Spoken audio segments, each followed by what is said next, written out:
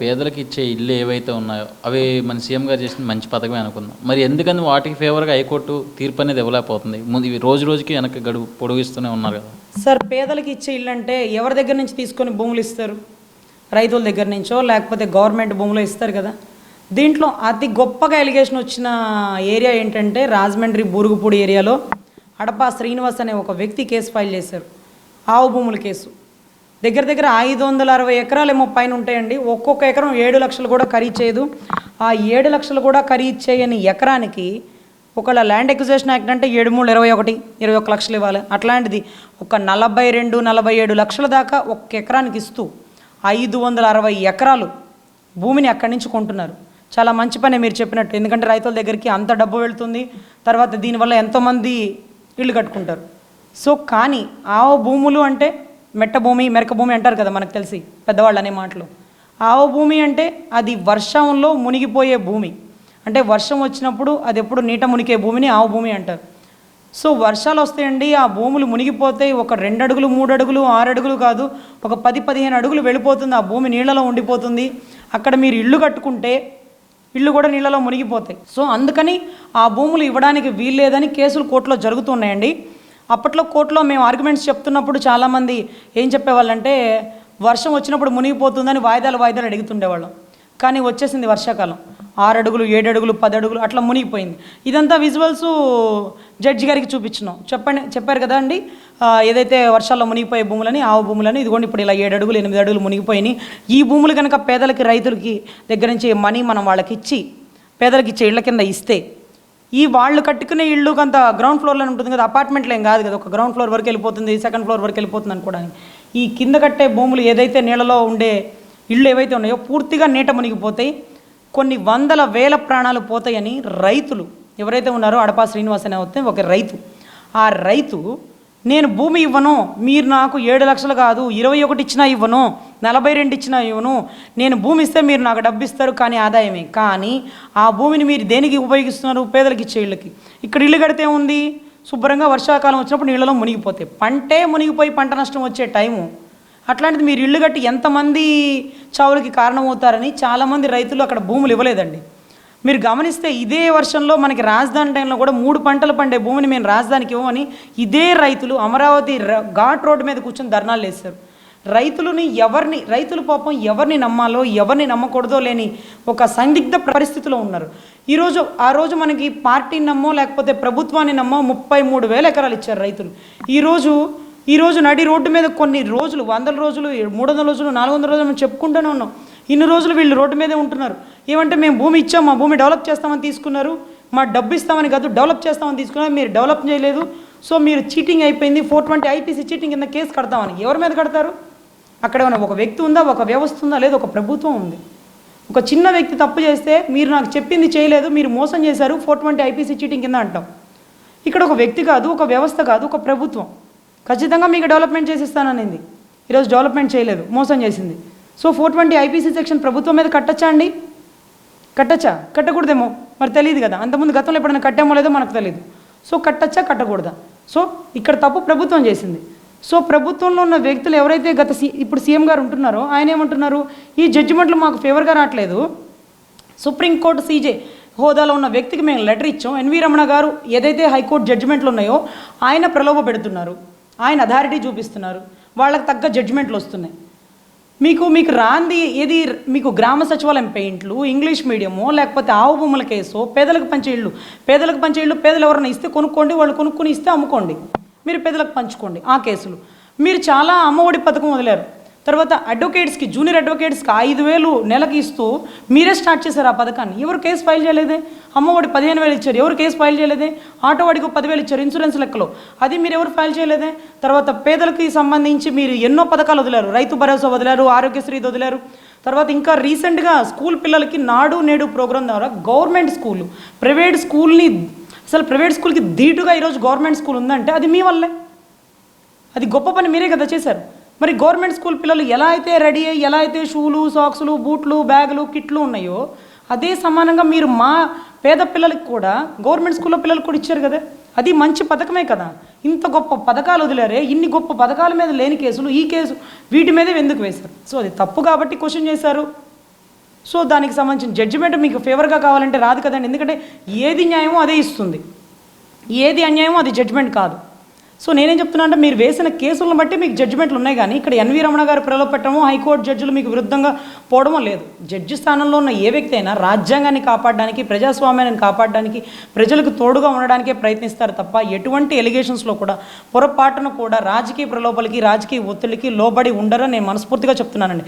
ఎందుకంటే మీరు గతంలో కూడా ఇందిరాగాంధీ వర్సెస్ రాజనారాయణ 1975 కేసులో ఏదైతే ఉందో ఆ టైంలో కూడా పీఎం హోదాలో ఉండే ఆయన రాజనారాయణ గారి మీద పెట్టిన ఎలిగేషన్ ఏదైతే ఉందో ఆ టైంలో కూడా మీరు ఒకటే గుర్తుపెట్టుకున్న, ఆ టైంలో కూడా పీఎం గారికి ఆపోజిట్గా జడ్జిమెంట్ వచ్చినాయి. అంత గొప్ప లేడీ లెజెండ్ పీఎం ఇందిరాగాంధీని కూడా 6 సంవత్సరాలు ఎలక్షన్లో పార్టిసిపేట్ చేయడానికి వీల్లేదని రాజనారాయణ గారు కేసు వేస్తే తగ్గట్టుగా జడ్జిమెంట్ వచ్చింది అలహాబాద్ హైకోర్టు. తర్వాత ఆవిడ సుప్రీంకోర్టుకు వెళ్ళింది, అక్కడ కూడా అదే జడ్జిమెంట్ వచ్చింది. అంత మాత్రాన ఆవిడ జడ్జి గారి మీద ఎలిగేషన్ పెట్టారా, నువ్వు డబ్బులు తీసుకున్నావు, నువ్వు వాళ్ళ తరపు మనిషివి, నాకు ఫేవర్గా చేయలేదని అనలేదు కదా. ఆ పీఎం గారి హోదాలో ఉండి ఆవిడే ఎలిగేషన్ చేయాలి, ఇచ్చిన జడ్జిమెంట్ కట్టుబడి ఏమి చేయాలో తెలియని సందిగ్ధ ప్రదేశంలో ఎమర్జెన్సీ విడుదల చేసింది. అప్పట్లో ఉన్న వెస్ట్ బెంగాల్ సీఎం గారి దగ్గర ఉన్న సిద్ధార్థ గారి సలహా తీసుకొని 350 ఆర్టికల్ ద్వారా ఎమర్జెన్సీ విధించి, ఎమర్జెన్సీ అంటే ఎట్లా అంటే అట్లా విధించారు కదండి. ప్రొక్లమేషన్ ఎమర్జెన్సీలో మనకు ఫైనాన్షియల్ ఎమర్జెన్సీనో, లేకపోతే ఇంటర్నల్ ఎమర్జెన్సీనో, లేకపోతే బయట దేశాలు వచ్చి మన దేశం మీద దాడి చేయబోతున్నాయో అనే ఉద్దేశంతో ఎమర్జెన్సీ విడుదల చేయాలి. అప్పుడున్న రాష్ట్రపతి గారి సలహా తీసుకొని తర్వాత మంత్రుల సమావేశం కూడా పెట్టకుండా ఇమీడియట్గా ఎమర్జెన్సీ పెట్టింది.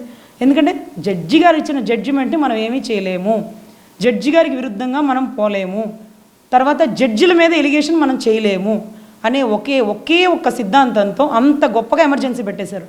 ఆవిడకే కనుక ఇటువంటి ఆలోచన అప్పట్లో ఆవిడకి వచ్చి ఉంటే, ఎవరైతే ఆ జడ్జిమెంట్ ఇచ్చారో జస్టిస్ కన్నానో ఇంకొకళ్ళు ఆ టైంకి ఇచ్చిన వాళ్ళ మీద, ఇదిగో మీరు పలానా పార్టీకి అమ్ముడుపోయో లేకపోతే రాజనారాయణ ఇంత తీసుకునో మీరు ఈ జడ్జిమెంట్ నాకు ఫేవర్గా ఇవ్వలేదని ఉండేవాళ్ళేమో. అనలేదు కదా, ఇచ్చిన జడ్జిమెంట్ కట్టుబడి ఏం చేయాలో తెలియని టైంలో ఎమర్జెన్సీ పెట్టుకొని తర్వాత మళ్ళీ ఎలక్షన్లో ఓడిపోయి గెలిచేలా జరిగింది. అప్పట్లో జస్టిస్ కన్నా గారు ఎవరైతే ఉన్నారో అలహాబాద్ హైకోర్టు ఇచ్చిన జడ్జిమెంట్కి విరుద్ధంగా వెళ్ళి ఆయన ఇందిరాగాంధీ మీద ఇందిరాగాంధీకి కన్వీనియంట్గా ఉండే జస్టిస్ ఆయన ఇవ్వలేకపోయినప్పటికీ ఏది న్యాయమో అదే ఇచ్చారు. దాని ద్వారా ఆయన ఏమయ్యారంటే సుప్రీంకోర్టు సీజేగా కాలేకపోయారు. కానీ ప్రజల మనసుల్లో ఇందిరాగాంధీకి ఎదురుగా నిలబడిన ఒకే ఒక్క జడ్జి జస్టిస్ కన్నా గారు. అందరికీ గుర్తుండిపోయారు కదండి, ఎంతోమంది జడ్జిలు వచ్చి ఉంటారు, ఏది 1950 దగ్గర నుంచి ఎంతోమంది జడ్జిలు ఉంటారు, అందరు జడ్జిలు గుర్తుంటారు కదా. కోకా సుబ్బారావు గారని 1967లో 66 ఆ 67 మధ్యలో ఉన్నారండి. ఆయన వచ్చి మనకి ఆంధ్ర నుంచి ఎలక్టెడ్ అయిన పర్సన్, ఆయన ఒక్కరిని గుర్తుపెట్టుకుంటాం మనం. తర్వాత ఈ జస్టిస్ కన్నా గారు ఎవరైతే ఇందిరాగాంధీ టైంలో ఎదురుగా నిలబడి ధీటుగా ఉండి ఆవిడకి సంబంధించిన జడ్జిమెంట్లు ఇచ్చి ఒక నెంబర్ 1 జడ్జిగా నిలబడిపోయారు. సో ఇప్పుడు ఏమనిపిస్తుంది అంటే జడ్జిలు ఎలా అంటే ఉంటారో వాళ్ళ సంబంధించిన జడ్జిమెంట్కి లోబడి మనం ఉండాలని ఆ ఇందిరాగాంధీ గారి పీఎం టైం నుంచి మనం గుర్తుపెట్టుకోవాలి. పీఎం గారు సుప్రీంకోర్టుని క్వశ్చన్ చేశారు, సుప్రీంకోర్టుని ఛాలెంజ్ చేశారు, కానీ సుప్రీంకోర్టు జడ్జి మీద ఎలిగేషన్ పెట్టలేదు. ఇది బాగా గుర్తుపెట్టుకోవాల్సిన విషయం. ఎందుకంటే ఆ జడ్జిమెంట్లకు విరుద్ధంగా మళ్ళీ ఆ హైకోర్టు అలహాబాద్ హైకోర్టు నుంచి సుప్రీంకోర్టుకు వెళ్ళారు, సుప్రీంకోర్టు నుంచి ఎక్కడికి పోలేరు కదా. సో ఫైనల్గా ఎవరైతే ఇచ్చిన జడ్జిమెంట్కి లోబడి అప్పుడు ఉన్న ఆవిడ ప్రభుత్వాన్ని కాపాడుకునే పరిస్థితిలో ఎలక్షన్ టైంలో ఎమర్జెన్సీ విధించి ఆవిడ ప్రభుత్వాన్ని ఆవిడ కాపాడుకోవాల్సిన పరిస్థితి. సో దీంట్లో నాకు అర్థమైంది ఏంటంటే పీఎం గారి హోదా కూడా సుప్రీంకోర్టు జడ్జి గారి మీద ఎటువంటి ఎలిగేషన్స్ పెట్టలేదండి. కానీ ఇప్పుడు మనం ఒక రాష్ట్ర సీమ అయి ఉండి ఒక సుప్రీంకోర్టు జడ్జి హోదాలో ఉన్నటువంటి సెకండ్ ర్యాంకర్ హోదాలో ఉన్నటువంటి మన ఆంధ్ర వ్యక్తి అటువంటి ఎన్వి రమణ గారి మీద ఎలిగేషన్ పెట్టడం చాలా శోచనీయం. బట్ దీనికి ఏం జరగబోతుందో, గతంలో ఏం జరిగిందో అనడానికి ఒక్క జడ్జిమెంట్ కూడా లేదు కాబట్టి ఇది చాలా ఉత్కంఠగా ఉంది.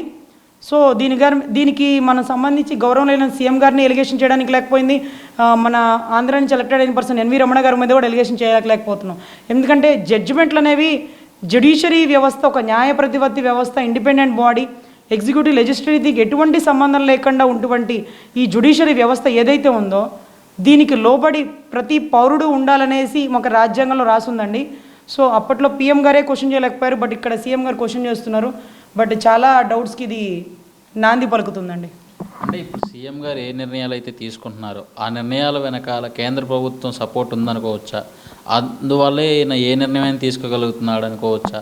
వీటిని న్యాయ వ్యవస్థ మళ్ళీ బ్రేక్ చేస్తుంది ఆయన తీసుకున్న నిర్ణయాలు ఏవైతే ఉన్నాయో. కేంద్రం అయినా ఒక సీఎం హోదా అయినా ఎవరైనా రాజకీయాలండి. అంటే మనకి కేంద్రం అంటే ఒక లెజిస్లేటివ్ వ్యవస్థలో ఉన్నట్టు, ఎగ్జిక్యూటివ్ లెజిస్లేటివ్లో ఎవరో కూడా ఇండిపెండెంట్ బాడీ అయిన జ్యుడిషియరీని టచ్ అవ్వరు. ఒకళ్ళ నాకు తెలిసి ఒకళ్ళ సెంట్రల్ సపోర్ట్ ఉన్నా, స్టేట్ సపోర్ట్ ఉన్నా, జ్యుడిషియరీ అనేది ఒక సపరేట్ బాడీ. సో దీనికి ఎవరు కూడా అందరూ అంటే రాజ్యాంగం క్రింద ప్రతి పౌరుడు బ్రతకాలనేది ఎంత గొప్పగా ఉందో వీళ్ళు రెండు అంటే ఎగ్జిక్యూటివ్ లెజిస్లేటివ్ జరిగిన తప్పుల్ని జ్యుడిషియరీ వ్యవస్థ క్వశ్చన్ చేస్తుంది.